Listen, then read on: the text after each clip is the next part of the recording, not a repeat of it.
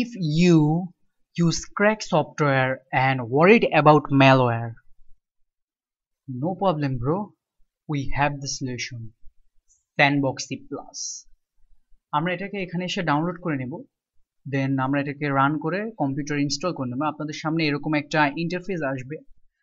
তারপর আমরা mainly it's like a computer inside your computer. So let's see what is it.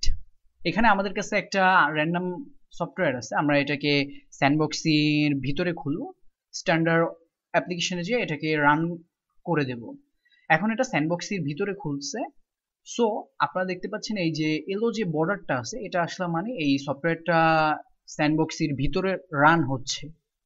So এই যে দেখতে পাচ্ছেন যে কোনটা স্যান্ডবক্সের ভিতরে রান হচ্ছে এবং কোনটা আমার নর্মাল ফাইল। সো এখানে আমার মতে আপনি বুঝে গেছেন। আপনারা তাছাড়া স্যান্ডবক্সের ভিতরে ব্রাউজিংও করতে পারেন। ব্রাউজারটা এটার ভিতরে ওপেন করে নেবেন, তাহলেই হয়ে যাবে। র্যান্ডম সফটওয়্যার এটার ভিতরে চালিয়ে দেখতে পারেন যে ওইটার বিহেভিয়ারটা কেমন। ভালো লাগলে আপনারা জানেন কি করতে হবে, লাইক অ্যান্ড সাবস্ক্রাইব।